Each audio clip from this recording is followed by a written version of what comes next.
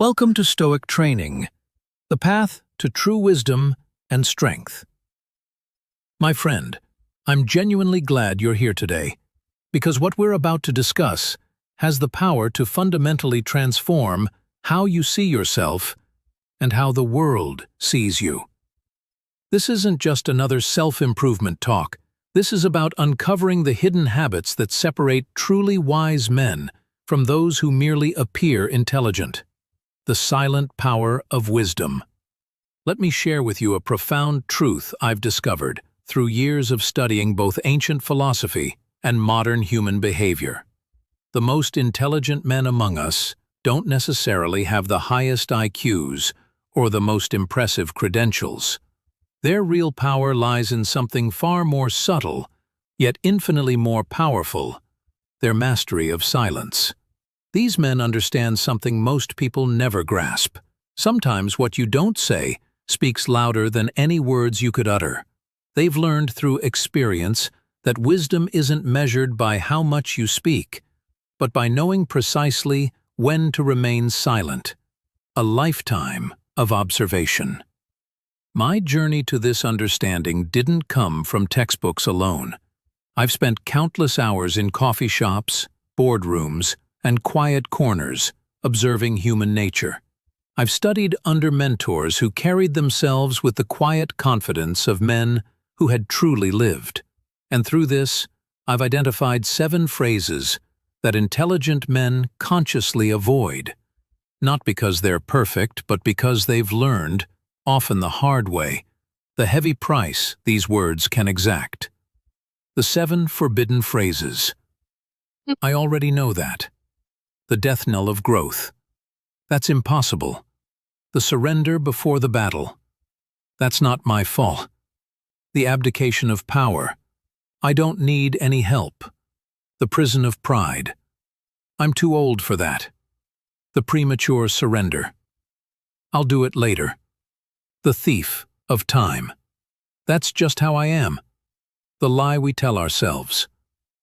Each of these phrases represents a trap door that can lead us away from our best selves. But the good news? Recognizing them gives us the power to change. So let's examine each one in depth, starting with perhaps the most insidious of all. 1. I already know that. The arrogance masked as confidence. This simple phrase might seem harmless on the surface, but it's actually one of the most dangerous things a man can say. Why? Because it slams the door shut on learning before the lesson even begins. I remember working with a mentor years ago, a man whose every word carried weight because he spoke so sparingly. When he began explaining a concept I thought I understood, I reflexively said those fatal words. I already know that. The look he gave me wasn't angry or even disappointed, just profoundly sad. In that moment, I didn't realize I wasn't just being rude. I was robbing myself of wisdom that might have taken me years to discover on my own. The Stoic perspective. Marcus Aurelius, the philosopher king, warned us about this trap centuries ago. You cannot learn what you think you already know. What brilliant insight! The moment we convince ourselves we've mastered a subject is the moment we stop growing in it. Consider this. Knowledge isn't static like a trophy on a shelf, it's dynamic, flowing like a river. The carpenter who listens patiently to an apprentice isn't being polite, he's being wise. He understands that even after 50 years, there are still new angles, new nuances to discover. Practical wisdom. When you feel those words forming on your lips, pause and take a breath. Listen with the intention to understand, not respond. Ask yourself, what might I learn if I approach this with fresh eyes? Remember that true confidence doesn't need to announce itself. The reward of humility. The men I most admire aren't those who know everything, but those who approach every conversation as if they might learn something. This isn't false modesty, It's strategic wisdom.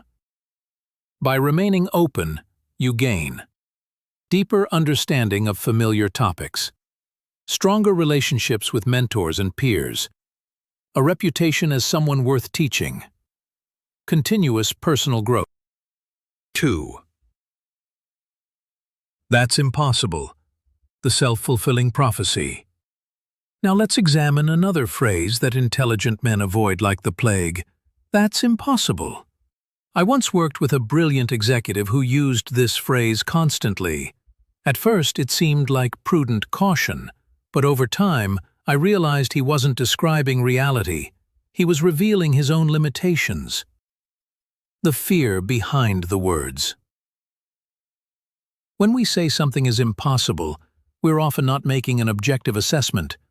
We're expressing fear of failure, resistance to change, comfort with the status quo, lack of creative thinking. The Stoics had a powerful antidote to this mindset. As Seneca taught, difficulties strengthen the mind as labor does the body. They understood that what we call impossible is often just unfamiliar or uncomfortable. A personal turning point. I remember leading a project that seemed doomed from the start. Tight budget, impossible timeline, inexperienced team. Every logical indicator said it couldn't be done. But instead of declaring defeat, we focused on one question. What's the smallest step we can take right now? The result? One of our greatest successes. Not because we were geniuses, but because we refused to be paralyzed by the scale of the challenge. Reframing the impossible. Next time you're tempted to say something can't be done, try these alternatives. This will require creative solutions. Let's break it down into smaller steps. What part of this can we tackle now? Who has solved a similar problem before? The power of possibility. Men who achieve extraordinary things aren't those who never face obstacles. They're those who refuse to let obstacles define reality. They understand that every breakthrough was once considered impossible. Constraints often breed innovation. Progress happens one step at a time. The mind gives up before the situation does. 3. That's not my fault. The surrender of power. Few phrases are as corrosive to personal growth as, "That's not my fault." On the surface, it seems like self-defense. In reality, it's voluntary disarmament.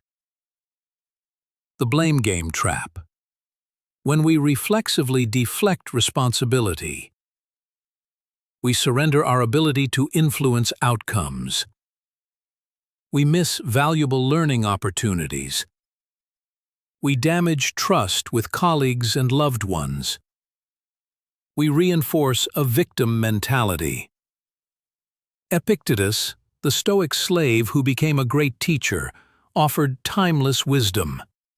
It's not what happens to you, but how you respond that matters. This isn't about accepting false blame. It's about maintaining your power to respond. A story of missed opportunity. I once watched a talented colleague lose a major client. His immediate response? A litany of reasons why it wasn't his fault. While he was busy defending himself, his competitors were learning, adapting, and winning new business. His need to be blameless made him powerless. The responsibility advantage. Intelligent men understand that taking responsibility, even for small parts of a problem, creates opportunities to develop creative solutions, build trust and credibility, learn from mistakes, demonstrate leadership. Practical steps forward. Instead of, "That's not my fault," try, "Here's what I can do to help fix this. What part of this was my responsibility? How can I prevent this in the future? What can we learn from this situation?" 4. I don't need any help. The lonely path of false strength. Our culture celebrates the self-made man, the lone wolf who never asks for assistance. But this ideal is not just unrealistic, it's counterproductive. The hidden cost of independence. Refusing help limits your potential, isolates you from valuable perspectives, creates unnecessary struggle, denies others the chance to contribute. Even Marcus Aurelius, the most powerful man in the ancient world, openly credited his teachers and advisors. His meditations are filled with acknowledgments of what he learned from others. A personal revelation. There was a time in my life when I prided myself on never asking for help. I thought it made me strong. In reality, it left me exhausted and stagnant. The breakthrough came when I finally admitted I couldn't do it all alone. To my surprise, people didn't think less of me. They respected my honesty and were eager to contribute. The strength in vulnerability. Asking for help demonstrates self-awareness, confidence in your core abilities, respect for others. 5. I'm too old for that.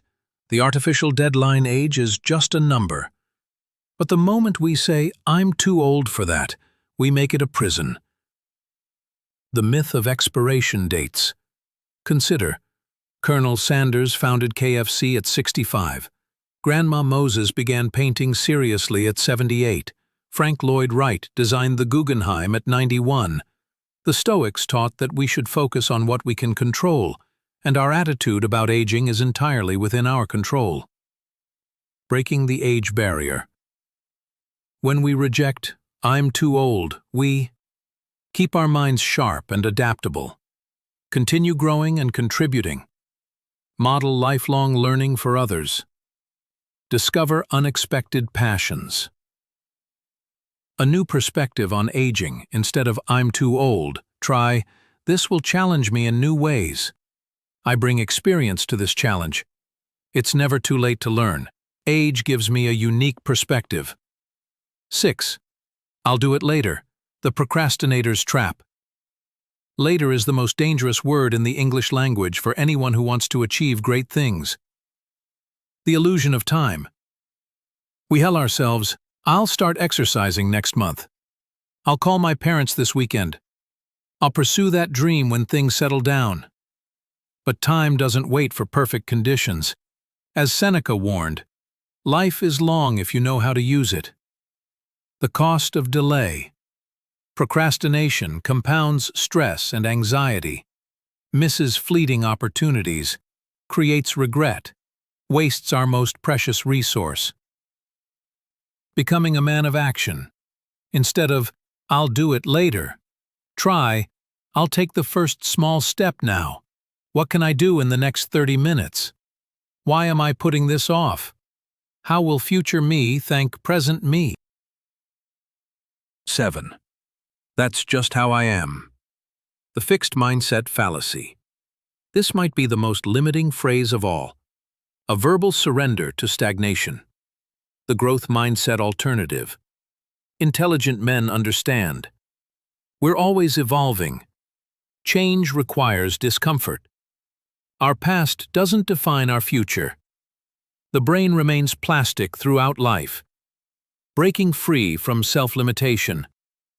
When we reject, that's just how I am, we take responsibility for our growth. Open ourselves to new possibilities. Build resilience through change. Become architects of our character. Practical steps forward. Instead of, that's just how I am, try, I'm working on improving this. This is challenging, but I can grow. What would my best self do? How can I approach this differently? The path forward. My friend, if you've recognized yourself in any of these phrases, don't despair.